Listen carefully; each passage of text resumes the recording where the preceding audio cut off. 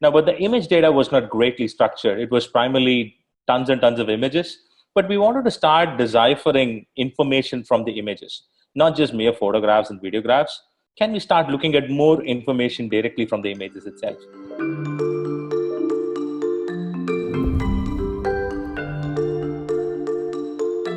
Technologists, entrepreneurs, and science fiction writers all seem to agree that, for better or worse, drones will be a ubiquitous part of our future. Among the many possible uses, drones' ability to capture images seems especially potent, but perhaps still yet unrealized. With a background in image processing and data visualization, Bhaskar Raghunathan wondered how a drone imagery could be put to better practical use.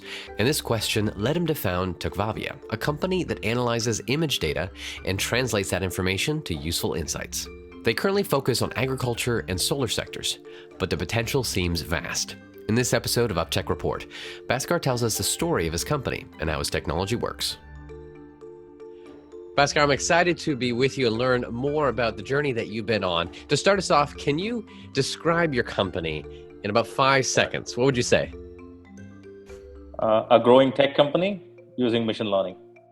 Growing tech company using machine learning. And the problem that you've really honed in on solving, what is that? We're looking to solve fundamental asset management problems for large-scale industrial applications, be it renewable energy, infrastructure, agriculture. We're looking at how image data can actually enhance field operations. And we are converting a lot of unstructured image data to structured metrics that will actually deliver insights on how your field operations are improving so that your operations could be more efficient than what they are currently now. For you, is this your first startup running? Yeah, this is my first startup. Yeah. Okay, so and it's been 5 years. Right? I would say 4 years. We complete for tomorrow. Oh, wow. All right. Well, happy almost anniversary Yeah. of that growth. So this realizing the problem of large scale assets where we have tons of, and particularly you mentioned solar and what was the other one? Agriculture. Agriculture. Tons of assets, being able to use data, aerial data, to understand what are problems and being able to fix them. How did this really hone in at the beginning in the past 4 or 5 years now of how you started and realizing we got to solve the solution to now where you are today? Got it. So the fundamental strategy builds on how we could use large-scale image data. The story of the startup, we were passionate engineers. I started it and I had a few interns working with me. We wanted to understand how a quadcopter, a simple version of a drone, could actually help people in solving some fundamental problems. So when we started building a quadcopter, we were able to get a prototype within 3 to 6 months of time, and we were able to successfully patent it as well. And once we got that done, we said, okay, why don't we put to real-time applications? And that was the time when people were looking at how data can actually drive a lot of decision-making, and it was all image data. Right now, but the image data was not greatly structured. It was primarily tons and tons of images, but we wanted to start deciphering information from the images, not just mere photographs and videographs. Can we start looking at more information directly from the images itself? We talked before here about the fact that you're not necessarily focused on, hey, we're on the drone side, right? You'll assist with it, but help me understand and give a use case of all right, where do you really heavily play on, and then how do you work with others to even license out your technology? Right. So the core strategy that we have is our image processing and machine learning algorithms that's completely AI driven, where that in itself is a plug and play module where we operate with drone operators, we operate with flight planners, we operate with asset owners, where they do the data acquisition themselves. They know how their asset is actually behaving. We bring in the insight part to the data that they collect. We tell them that your asset is actually doing this well. You need some more things that need to be done. You need to improve process here. Your inventory is being controlled this way. And that's our key focus. Now, there are lots of flight planners. There are lots of pilots who actually collect a lot of data. We provide the information to the data that they collect in a very seamless format. And that's where the partnerships are happening. So we're looking at partners who have flight management systems, right?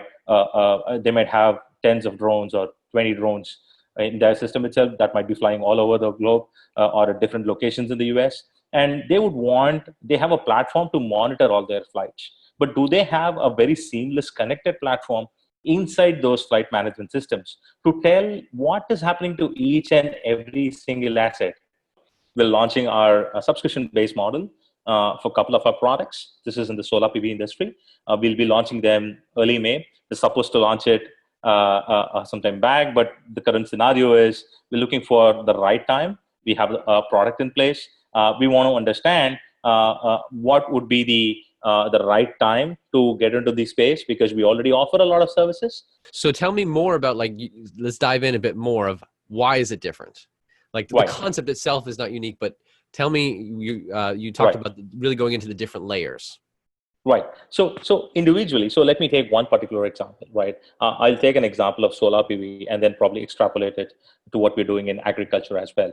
Some of the key things that we have done over the last few years is to understand where the exact use case of our algorithms is. So when I say use case of our algorithms is, we have a lot of data that we have collected based on the projects that we have already done, and we are running through machine learning algorithms that are actually able to reduce the turnaround time for processing all this information, right? So the image supply chain of how the data getting collected is getting transformed into metrics that's going to get the decision being done. That image supply chain is what we are disrupting in a way, right? Because lot of image data gets a lot of time to process, and there are large scale GIS industries that are working in this space to crunch all this data into meaningful numbers. Our algorithms are really quick and really good in compressing all this information into meaningful metrics in a very short span of time. Would you say, because you do have your multiple places around the globe that you're able to, you're serving right now, but I'm curious if that imagery, does it look different, and is the machine learning algorithm able to understand the differences? Yes. So there is definitely a key role in how geography plays in collecting the data and the type of data sets that we have. To give you a good picture, we're right now handling some of the assets in Texas. We're also handling some of the assets in India, in Rajasthan, right? So in Texas, the place that we are operating, it's a green field on top where a solar PV asset is getting built, whereas in India, it's on top of a desert, right? So there itself, you have a huge difference. Right now, our algorithms not just look at the background on or the terrain on which it's getting set up. We look at the individual assets that is getting built, meaning the structures that go into solar PV. It's going to be the same vertical post. It's going to be the same set of modules. It's going to be the same set of module mounting structures. Fascinating. And this technology where you really hone in on that, the image processing and the machine learning, you are now licensing it to others, this program. So if other, we talked about earlier, drone operators, whatever, they could even be using your platform. You're looking to do that? Exactly. So some of the key things that we're looking at partnerships is drone operators who actually have their own drones who fly and collect data can directly dump the data directly to our platform and use the AI algorithms and the analytics tool for themselves, and then display it out as of their tool, so that they could white label the stuff and then display it as their product. So the licensing is what we are very focused on, because we know that there are quite a lot of pilots who have a lot of drones and who actually want to show meaningful information from the data that they collect, rather than mere photos and videographs. What's the future for your company look like in the near term and long term? So the next year, what are you working on? What are you seeing that you're heading to? And then the long term, 5-10 years, where are you headed? Great. Okay. So this year and the next year, we're just focusing on expanding our territory, expanding our business in these domains in the US, primarily in the space of renewable energy, infrastructure, and agriculture. That's been our key focus. In the next 5 years, our focus is to get into build a much larger tech company that's completely image data driven, and that's going to be largely AI driven. When I say AI driven, we have not forayed into spaces of asset management at a much lower level. We want to get into industries.